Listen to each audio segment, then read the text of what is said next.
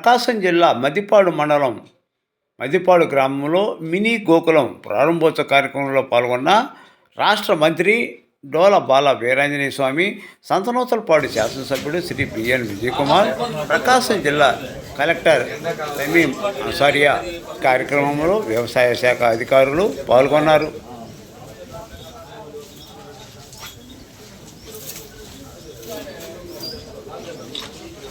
Sir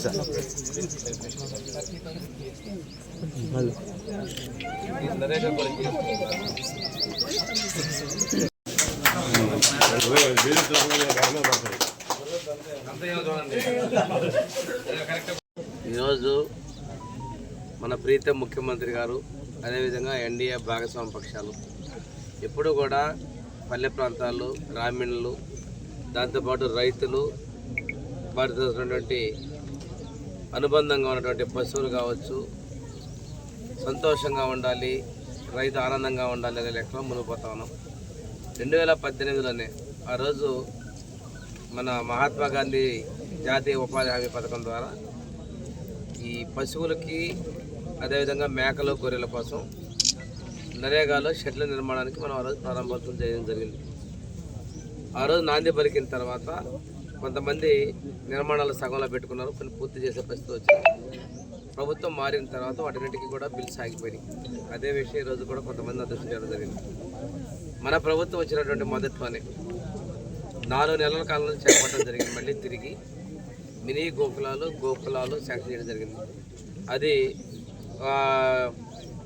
1,30,000 దగ్గర నుంచి అదేవిధంగా 2,30,000 వరకు 3 కేటగిరీలో 6 బస్సులు ఉండేంత వరకు కూడా మనం ఇవ్వడం జరిగింది. అదేవిధంగా గొర్రెల్లో కూడా 3 కేటగిరీల్లో మనం మంజూరు ఇవ్వడం జరిగింది. ఈరోజు సంక్రాంతి అంటే పశువుల పండుగ. పంటలు వచ్చే పాత రోజుల్లో పశువులు అలంకరణ చేసుకొని చేసిన కనుమ పండుగ చేసుకునే పరిస్థితి కాబట్టి ఈ గోకులాలని సంక్రాంతి పండుగలో ప్రారంభించాలనేది మన ప్రభుత్వ లక్ష్యం. ఈరోజున రాష్ట్ర వ్యాప్తంగా మనం పూర్తయినటువంటి గోకులాలని ప్రారంభించుకోవడం జరిగింది. ఈరోజు మన జిల్లాలో అధికారికంగా ఈ కార్యక్రమాన్ని మనం మధ్యపాడు గ్రామంలో నిర్వహిస్తాను. అదేవిధంగా పశ్చిమ ప్రాంతంలో మన విద్యుత్ శాఖ మంత్రి కొట్టిపాటి రవి గారు డోర్నాల ప్రాంతాల్లో కూడా ప్రారంభిస్తూ ఉన్నారు. ఇది ఉప ముఖ్యమంత్రి గారు కూడా పిఠాపురంలో పాల్గొంటున్నారు. దీని అంతిమ ఉద్దేశం ఏంటంటే మన ప్రభుత్వం రైతుల పట్ల, అదేవిధంగా అనుబంధ విభాగాలైనటువంటి పశువులు, గొర్రెలు, వీటి యొక్క సంక్షేమ వాటి కోసం మేము ఉన్నాము, సౌకర్యాలు కల్పించడం కోసం తెలియజెప్పడం కోసం ముందుకు వస్తున్నాం. రాష్ట్ర వ్యాప్తంగా మనం సుమారుగా మనం ఇచ్చినటువంటిది 22,390 షెడ్లను మనం మంజూరు చేస్తే అందులో ఇప్పుడు దాదాపుగా 10,000 వరకు పూర్తి చేయడం జరిగింది. దీనికోసం మనం ఇచ్చినటువంటిది 430 కోట్ల రూపాయలకి మనం అనుమతులు ఇస్తే ఇప్పటి వరకు కూడా పూర్తి చేసిన చూస్తే 223 కోట్ల రూపాయలకి పూర్తి చేసుకోవడం జరిగింది. మన ఒక ప్రకాశం జిల్లాలోనే మనం 22 కోట్లకు అనుమతులు ఇస్తే ఇప్పటికీ పూర్తి చేసి ఓపెనింగ్ స్టేజ్లో ఉన్నటువంటి లెక్క తీసుకున్నట్టయితే మనం సుమారుగా 11 కోట్ల రూపాయలు ఖర్చు పెట్టుకోవడం జరిగింది. ఇంత పెద్ద మొత్తంలో మనం ఖర్చు చేయడం అనేది ఒక చరిత్ర. 2 నెలల్లోనే రాష్ట్ర వ్యాప్తంగా మనం పెద్ద గ్రామ సభలు 12,600 గ్రామ సభలు తీసుకున్నాం. ఈ గ్రామ సభల్లో కావాల్సిన అనుమతులు తీసుకున్నాం.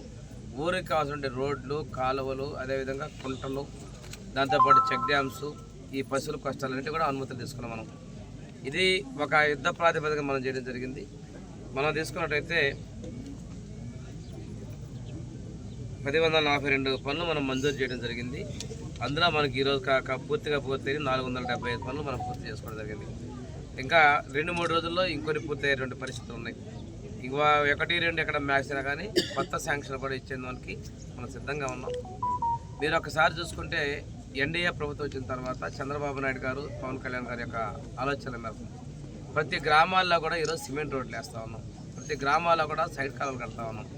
అదేవిధంగా పొలాలకు పోయేటువంటి రోడ్లు మనం బాగు చేసుకుంటా ఉన్నాం. పశువులు, మేకల కోసం చెట్లు నిర్మాణం చేసుకున్నాం. దీంతోపాటు రేపు మళ్ళీ కూడాను SC, ST, BC, minority, OC, Kapu, Reddy ఇట్లాంటి కార్పొరేషన్ ద్వారా కూడా లోన్లు మంజూరు చేయబోతున్నాం. ముఖ్యంగా పశువుల్లో కూడా మినీ డైరీలు 5 యూనిట్ల 2+2+1 కింద వెటర్నరీ డిపార్ట్మెంట్ని మిగిలిన డిపార్ట్మెంట్తో కలుపుకొని అవి ఇవ్వడం జరిగింది. ఈవెన్ ఎస్సీ రైతులకు కూడా ట్రాక్టర్లు, మిగిలినటువంటి యంత్ర పరికరాలు కూడా 60% సబ్సిడీతో మనం ఇవ్వబోతా ఉన్నాం ఎస్సీ కార్పొరేషన్ ద్వారా.